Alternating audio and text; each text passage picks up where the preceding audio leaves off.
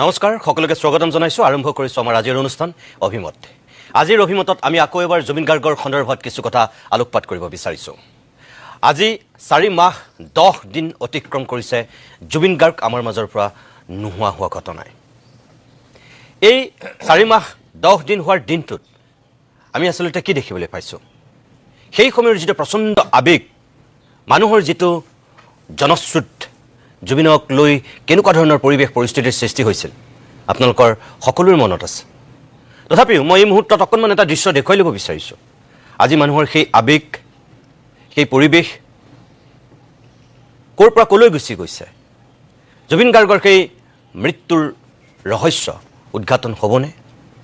আমি সঁচাকৈ গম পামগৈনে জুবিন গাৰ্গ কেনেকৈ মৃত্যুমুখত পৰিছিল সঁচাকৈ হত্যা হৈছিল নে স্বাভাৱিকভাৱে তেওঁ দুৰ্ঘটনাত পতিত হৈ সেই সাগৰৰ বুকুত মৃত্যুক সাৱটি লৈছিল এই প্ৰশ্নটোৰ উত্তৰ অসমৰ মানুহে এদিন নহয় এদিন সঁচাকৈ জানিব বিচাৰিছিল কিন্তু আজি 4 মাহ অতিক্ৰম হোৱাৰ সময়ত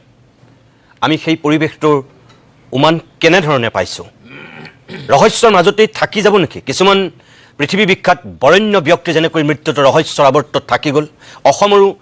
কেইবাগৰাকীও তেনেকুৱা সুসন্তানৰ মৃত্যুৰ ৰহস্য যেনেকৈ ফাদিল নহল ৰহস্যৰ আৱৰ্তত থাকিয়ে গ'ল তেনেকৈ আমি দেখা অসমৰ আটাইতকৈ যিগৰাকী জনপ্ৰিয় গায়ক শিল্পী জুবিন গাৰ্গৰ সেই মৃত্যুৰ ৰহস্যৰ আৱৰ্ততে থাকি যাব নেকি কিয় আমি এই কথাটো কৈছো এই 4 মাহ হৈ যোৱাৰ পিছত ন্যায়ালয়ৰ যেটো প্ৰক্ৰিয়া আৰম্ভ হৈছে অসমৰ মানুহক ন্যায়ালয় সঁচাকৈ আশ্বস্ত কৰিছেনে ন্যায় প্ৰক্ৰিয়া ক্ষিপ্ৰ হ'বৰ কাৰণে চৰকাৰে যিখিনি আন্তৰিকতা সদিচ্ছা প্ৰদৰ্শন কৰিব লাগে হেয়া ঠিকই আছে নে কৰবাত আৰু অলপ চৰকাৰৰ এই ক্ষেত্ৰত কৰণীয় আছে এই সকলোখিনি কথা আজি আমি আকৌ এবাৰ অভিমতত আলোকপাত কৰিম 5 গৰাকী বিশেষ ব্যক্তিক আজিৰ অভিমতৰ আমি অতিথি কৰিছো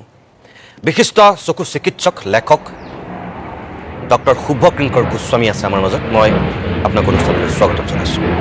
আন এগৰাকী গুৱাহাটী উচ্চ ন্যায়ালয়ৰ অধিবক্তা A.R. ভূঞা ডাঙৰীয়া আছে মই ভূঞা ডাঙৰীয়া আপোনাক অনুষ্ঠানলৈ স্বাগতম জনাইছো জুবিনৰ এটা সময়ৰ বাদ্যযন্ত্ৰী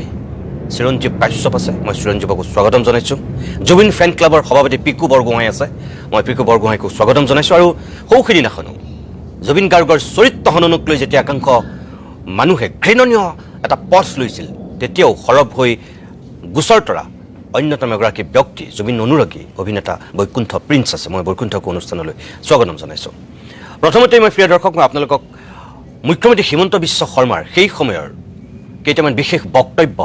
আৰম্ভণিতে মই দেখুৱাই ল'ব বিচাৰিছো কিয় যে এই যেটো ক্ষিপ্ৰ হোৱাৰ কথা কোৱা হৈছিল ন্যায় প্ৰক্ৰিয়াৰ ক্ষেত্ৰত মুখ্যমন্ত্ৰীয়ে যিখিনি কথা কৈছিল ফাষ্ট ট্ৰেক আদালত সেই সময়ত সকলোৱে দাবী কৰিছিল যে যদি সঁচাকৈ হত্যা হৈছে হত্যাকাৰীক উচিত শাস্তি দিবই লাগিব আৰু তাৰ কাৰণে চৰকাৰে যিখিনি সহযোগিতা আগবঢ়াব লাগিব মুখ্যমন্ত্ৰীয়ে সেইখিনি সহযোগিতা আগবঢ়োৱাৰ কথা কৈছিল আজি আমি আকৌ এবাৰ কওঁ যে ছিংগাপুৰৰ পৰা গুৱাহাটী এয়াৰপোৰ্ট হৈ সৰু সজাইত ৰাখি একেবাৰে সোণাপুৰত শেষকৃত্য কৰালৈকে মুখ্যমন্ত্ৰী হিমন্ত বিশ্ব শৰ্মাই যিখিনি দায়িত্ব আৰু কৰ্তব্য পালন কৰিছিল তাত এক বিন্দু কাৰো হয়তো সন্দেহ বা একো ক'বলগীয়া নাই তেখেতে অত্যন্ত নিয়াৰিকৈ দায়বদ্ধতাৰে আৰু অতি আন্তৰিকতাৰে সেই দায়িত্বখিনি তেখেতে পালন কৰিছিল আমি তেতিয়াও কৈছিলোঁ আৰু এতিয়াও ক'ম কিন্তু জুবিনৰ শেষকৃত্য সম্পন্ন হোৱাৰ পিছৰ যিখিনি কাম আজিলৈকে যেটো পৰিৱেশ আশা কৰিছিল জুবিন ক্ষেত্ৰ আজি 4 মাহ হৈ যোৱাৰ পিছত তাত যেটো পৰিৱেশ এতিয়া হৈছে আজি খবৰ পোৱা মতে কিছু সময়ৰ পূৰ্বে বোলে জুবিন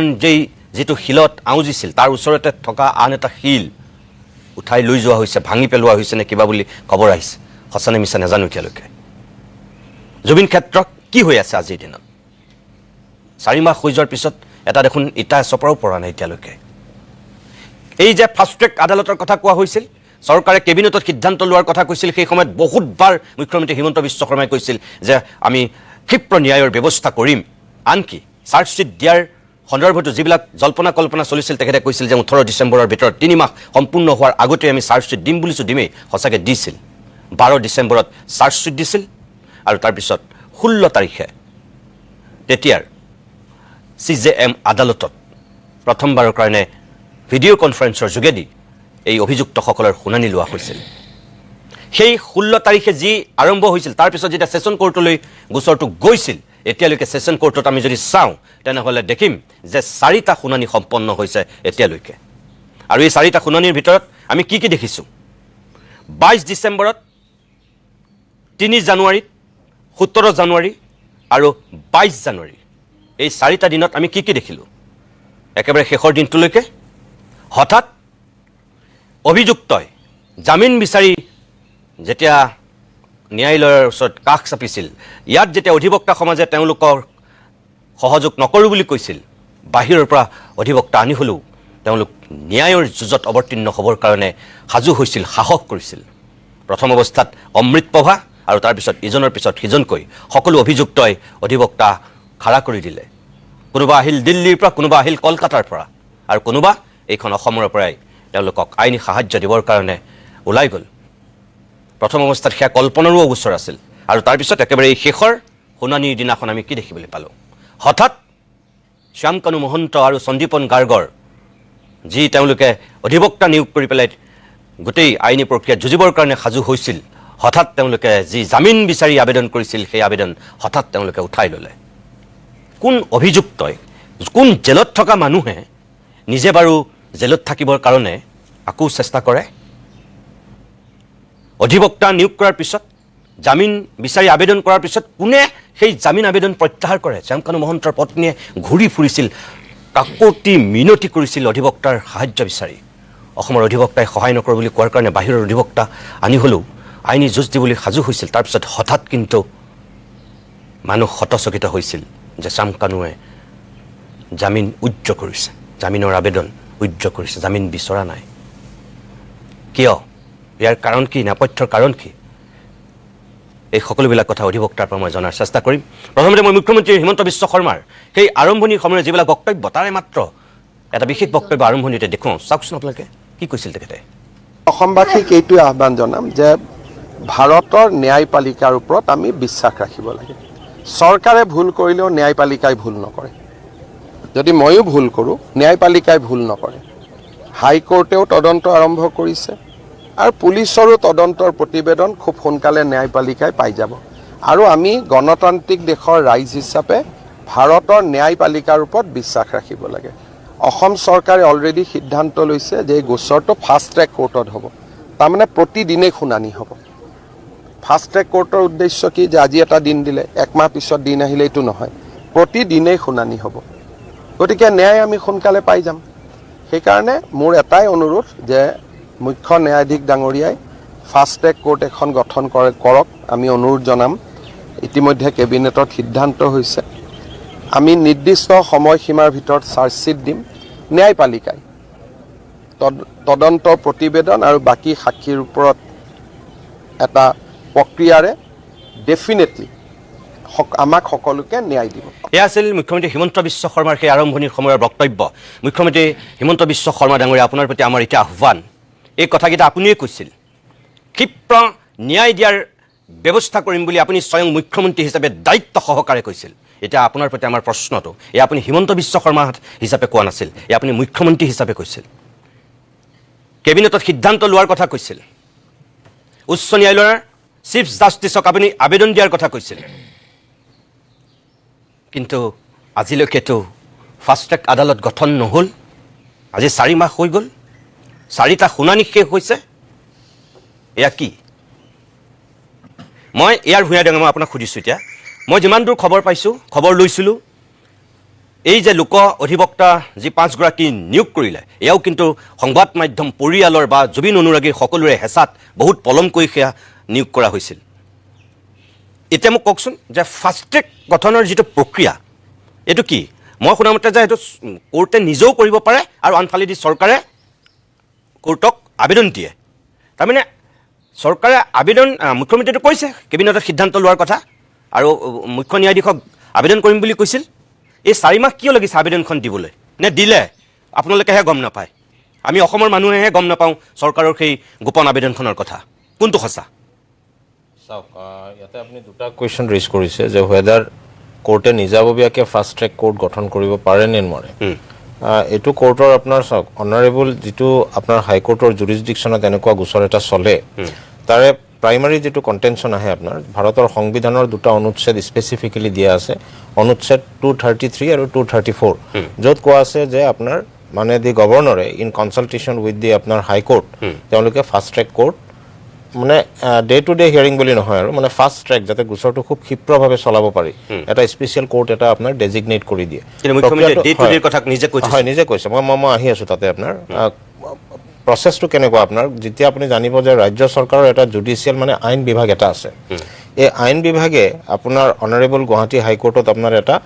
মানে ৰিকুৱেষ্ট কৰিব লাগিব যে আমাক এটা ফাষ্ট ট্ৰেক কোৰ্ট কনষ্টিটিউট কৰিবৰ কাৰণে মানে হাইকোৰ্টৰ চিফ জাষ্টিছৰ লগত ইন কনচালটেশ্যন কাৰণ কি হয় গোটেই ফাষ্ট ট্ৰেক কোৰ্টৰ যিসকল ন্যায়াধীশ থাকে এইটো আপোনাৰ ছেছন জাজ যিজন থাকে সত্ৰ ন্যায়াধীশৰ ইকুইভেলেণ্ট হ'ব লাগে মানে এডিশ্যনেল ছেছন জাজলৈকে পাৰে আপোনাৰ এডিশ্যনেল ছেছন জাজ আৰু ছেছন জাজ গতিকে সেইটো কাৰণে এওঁলোকৰ গোটেই কণ্ট্ৰলিংটো আপোনাৰ অনাৰেবল গুৱাহাটী হাইকোৰ্টৰ ৰেজিষ্ট্ৰাৰ জেনেৰেলে কৰে কাৰ ক'ত নিযুক্তি হ'ব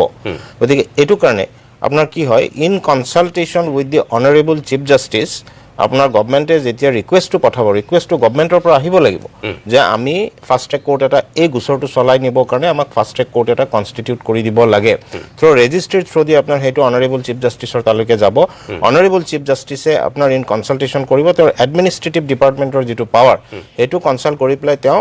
লিষ্ট এটা আপোনাৰ মানে ধৰক কাক দিব পাৰে ফাষ্ট ট্ৰেক কোৰ্ট সেইটো বিবেচনা কৰি through registrar general of the Guwahati high court আকৌ ঘূৰাই পঠাই দিব ডিপাৰ্টমেণ্টক চৰকাৰে ইন একৰ্ডেঞ্চ উইথ দি ল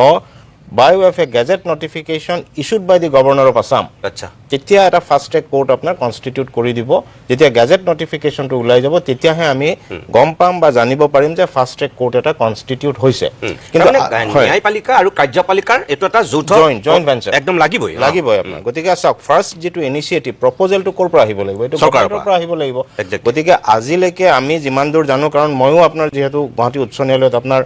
প্ৰেক্টিচিং এডভোকেট তাতে গতিকে এতিয়া কথাটো হ'ল যে আমিও ঘনুকঘানাককে এতিয়ালৈকে শুনা নাই যে তাতে কিবা ৰিকমেণ্ডেশ্যন বা ৰিকুৱেষ্ট আপোনাৰ গভৰ্ণমেণ্টৰ পৰা আহিছে নে নাই হয়তো আহিবও পাৰে কিন্তু কথাটো হ'ল যদি আহে মই আপোনাৰ চিয়'ৰ যে মানে অনাৰেবল গুৱাহাটী হাইকোৰ্টে ইমান দেৰি নকৰে মই আপোনাক সন্মান কৰি কওঁ আপুনি ইয়াত আজি আহিছে আপোনাক বাদ দি মই গুৱাহাটী উচ্চ ন্যায়ালয়ৰ জ্যেষ্ঠ অধিবক্তাৰ পৰা আৰম্ভ কৰি 10জন অধিবক্তাৰ লগত আজি কথা পাতিহে মই এই অনুষ্ঠানটো কৰিছোঁ তেওঁলোকে নাজানে 2 নম্বৰ এই যে লোক অধিবক্তা যি 5জন জিয়াউল কামাৰৰ নেতৃত্বত ব্ৰজেন্দ্ৰ মোহন চৌধুৰী আৰু কিশোৰ দত্ত বিকাশ জামাৰ আৰু প্ৰাঞ্জল দত্ত এই 5জনক লৈ যি গঠন কৰিলে তেওঁলোকেও নাজানে নাই মই সেইটো কাৰণে আমি কনফাৰ্ম এণ্ড চিয়'ৰ আপোনাৰ পৰা মই যিহেতু চিয়'ৰ হৈছোঁ কাৰণ চাওক এইটো কি হয় এডমিনিষ্ট্ৰেটিভ আৰু জুডিচিয়েল ডিপাৰ্টমেণ্টৰ ইণ্টাৰনেল এছেছমেণ্টখিনি আমি গম পাবও নোৱাৰোঁ কিন্তু যিহেতু আমি গম পোৱা নাই বা গোটেই ৰাইজে যেনেকৈ গম পোৱা নাই আমিও তেনেকৈ গম পোৱা নাই গতিকে উই আৰ চিয়'ৰ যে এতিয়ালৈকে গভৰ্ণমেণ্টৰ পৰা সেই ৰিকুৱেষ্টটো অহা নাই তাৰমানে এইটোৰ পৰা এইটো বুজিব পাৰি যে গভৰ্ণমেণ্টৰ ফাষ্ট ট্ৰেক কোৰ্ট কনষ্টিটিউট কৰাৰ যিটো সদিচ্ছা বা যিটো স্পৃহা আপোনাৰ আমাৰ অনাৰেবল চিফ মিনিষ্টাৰৰ ষ্টেটমেণ্টৰ পৰা যেতিয়া আমি গম পাইছিলোঁ কিন্তু সেই স্পিৰিটটো যেনিবা কমি আহিছে যেনিবা সেই ফাষ্ট ট্ৰেক কোৰ্ট কনষ্টিটিউট কৰাৰ যিটো মানে ইচ্ছা যিটো মানে প্ৰকাশ কৰিছিলে সেই বস্তুটো যেনিবা এতিয়া হোৱাগে নাই গতিকে সেইটো কাৰণে এতিয়াও আপোনাৰ সময় আছে দেৰি হৈ যোৱা নাই গতিকে এতিয়াও ৰিকুৱেষ্টটো আহি পেলাই আপোনাৰ এই যিহেতু আইনত প্ৰভিজন আছে ফাষ্ট ট্ৰেক কোৰ্ট এটা কনষ্টিটিউট কৰোঁতে বেছি দেৰি নালাগে আপোনাৰ গতিকে কৰি পেলাই গোচৰটো যাতে খুব খৰতকীয়াকৈ ডে টু ডে হিয়াৰিঙো কৰিব পাৰে আপোনাৰ যিটো আমাৰ আইনত প্ৰভিজন আছে আণ্ডাৰ আপোনাৰ BNSS যিটো প্ৰভিজন তাতে আপোনাৰ ধুনীয়াকৈ দিয়া আছে যে ডে টু ডে আজি সাক্ষীবাদী হৈ গ'লে কালিও হ'ব পাৰে তেখেতে কৈছে মুখ্যমন্ত্ৰীৰ বক্তব্য আপুনি শুনিছে তেখেতে কৈছিল যে লেহেমীয়া হ'বলৈ দিব নোৱাৰে এমাহৰ মূৰত কিবা 15-20 দিনৰ মূৰত ডেট পৰিব এইটো নহ'ব ডে টু ডে কথা স্বয়ং মুখ্যমন্ত্ৰীগৰাকীয়ে কৈছিল আৰু সেই সময়ত মানুহে সকলোৱে বিচাৰিছিল আপোনালোকেও বিচাৰিছিল আমি সকলোৱে বিচাৰিছিলোঁ যে সঁচাকৈ যদি এইটো হত্যাকাণ্ড তেনেহ'লে একদম এইটো ক্ষীপ্ৰভাৱে তদন্ত কৰি দোষীয়ে শাস্তি পোৱাৰ ব্যৱস্থা কৰিব লাগিব কিন্তু এতিয়া দিন যায় মানে কি মই যিটো কথা কৈছোঁ অসমীয়া মানুহৰ আৱেগ ধান খেৰৰ জুইৰ দৰে ভমককৈ জ্বলে আৰু ভমককৈ নোহোৱা হৈ যায় সেই সময়ত জুবিনৰ মৃত্যুৰ সময়ত এই কথাটো মই কেইবাবাৰো কোৱাৰ কাৰণে বহুত মানুহে ছ'চিয়েল মিডিয়াত মোক সমালোচনা কৰিছিল যে মোৰ নাম কৈ পেলাই বহুতে কৈছিল যে অসমীয়া মানুহৰ আৱেগ তেনেকুৱা নহয় অসমীয়া মানুহৰ শক্তি অসমীয়া মানুহৰ আৱেগ কি জুবিন গাৰ্গৰ এই মৃত্যুৱে দেখুৱাই দিছে মই তেতিয়াও কৈছিলোঁ যে এই আৱেগ কিমান দিনলৈ এই শক্তি কিমান দিনলৈ সঁচাকৈ আমি ন্যায় পাম নে নাপাম নে তাৰপিছত আমি সকলোবিলাক শুই দিম নিষ্পালি দিম এতিয়া আপুনি কি দেখিছে মই কিন্তু আপোনাৰ কথাটোত অকণমান আকৌ এটা কথা কৈছোঁ যে ঠিক আমি যে আৱেগবিলাক জ্বলে আৰু নুমাই ঠিক সেইটো ঠিক নহয় মই অনুভৱ কৰোঁ যে তুহ জুইৰ দৰে কিন্তু জ্বলি আছে আমি কিন্তু জ্বলি আছোঁ আমি সকলো অসমবাসী জ্বলি আছোঁ আচলতে 19 ছেপ্টেম্বৰৰ পিছত সকলোবিলাক অকণমান কনফিউজনত আছিলে আমাৰ দৰে সাধাৰণ নাগৰিকে কনফিউজ ঘটনাটো কি ঘটিলে তেতিয়া মুখ্যমন্ত্ৰী ডাঙৰীয়া গোটেই কনফিউজনখিনি ক্লিয়াৰ কৰি দিলে যে এইটো এটা হত্যাকাণ্ড ডাঙৰ ডাঙৰ বাতৰি কাকত বা সকলোতে হেডলাইন আহি গ'ল যে জুবিনক হত্যা কৰা হৈছিল বুলি যেতিয়া হত্যা শব্দটো আহি গ'ল তেতিয়া গোটেই কথাবিলাক অকণমান কনফিউজবিলাক হ'ল বেলেগ ধৰণে আমি সকলোৱে চাবলৈ বাধ্য হ'লোঁ আৰু তাৰপিছত যেতিয়া SIT গঠন হ'ল আৰু দিনে দিনে বিভিন্নজনক মাতি নিয়া হ'ল তেতিয়া আমি আশা এটা কৰিছিলোঁ যে হয় এইবাৰ হ'ব কিজানি কিবা এটা হ'ব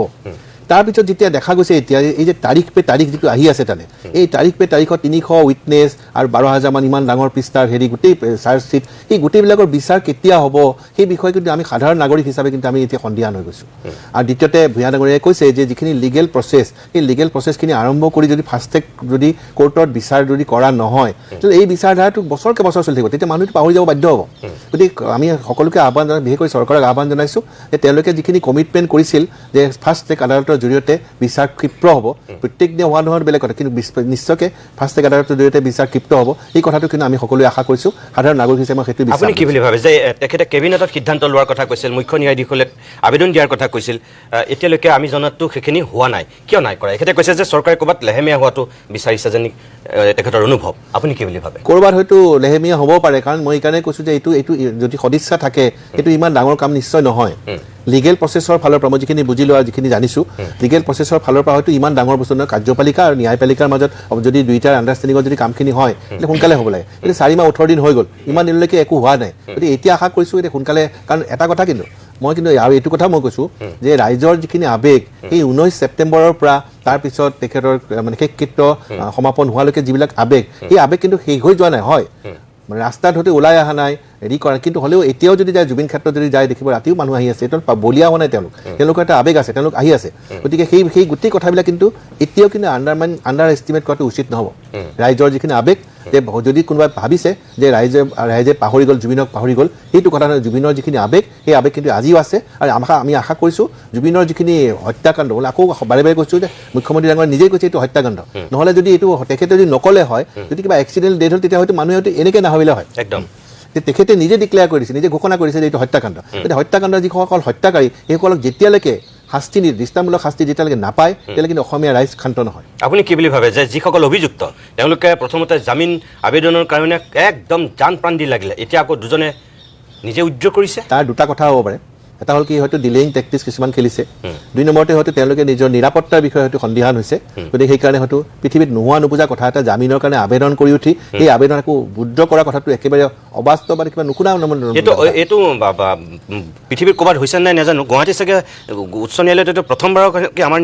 ইয়াত অসমত আমাৰ ছেছন জাজত এইটো আবেদন কৰিছিলে not in the high court session জাজত নাই তাকেতো ক'লো ছেছন জাজত এইটো ফাৰ্ষ্ট টাইম হৈছে নেকি এনেকুৱা ঘটনা নহয় আগতে হৈছে নেকি এনেকৈ যে যি আগতে হয় কিবা ধৰণৰ টেকনিকেল গ্ৰাউণ্ডত বা আদাৰ ইছ্যুজত কেতিয়াবা বেইল পিটিশ্যনটো আমি উইথড্ৰ কৰি আকৌ পুনৰাই ফাইল কৰিব পাৰোঁ এই প্ৰভিজনটো আছে তাত এতিয়াতো পুনৰাই ফাইল কৰা নাই না পুনৰাই ফাইল তেওঁলোকে এতিয়া নকৰে কাৰণ আপুনি চাওক নিতুমণি দে আৰ ভেৰি ছেফ তেওঁলোকে এতিয়া ষ্টেট গেষ্ট হিচাপে তেওঁলোকক ৰাখি থৈছে কাৰণ আপুনি চাওক পাব্লিকৰ যিটো এংগাৰ আজি বেইল লৈ পেলাই ওলাই আহি ক'ত থাকিব ঘৰতেইতো থাকিব লাগিব গতিকে সেই ছেফটি আৰু ছিকিউৰিটিটো তেওঁলোকে নিজে এটা এছেছমেণ্ট কৰি লৈছে মোৰ এটা অনুমান দেই আমি যিটো মানে ক্ৰিমিনেলছ এক্টিভিটিজৰ লগত যিহেতু আমি জড়িত গতিকে আমি দেখিছোঁ যে মানে এইটো বস্তু তেওঁলোকে তাতে ছেফটিটো তাতে ফিল কৰিছে আপোনাৰ সেইটো কাৰণে প্ৰাইমাৰীলি আৰু যদি ভিতৰৰ কিবা এজেণ্ডা আছে যদি কিবা এটা শক্তিয়ে তেওঁলোকক কৈছে নেকি যে এতিয়া বেল পিটিশ্যনটো ল'ব নালাগে সেই শক্তিটোতো বিচাৰি ওলোৱাটো ইমান সহজ নহ'ব আজিৰ তাৰিখত হয়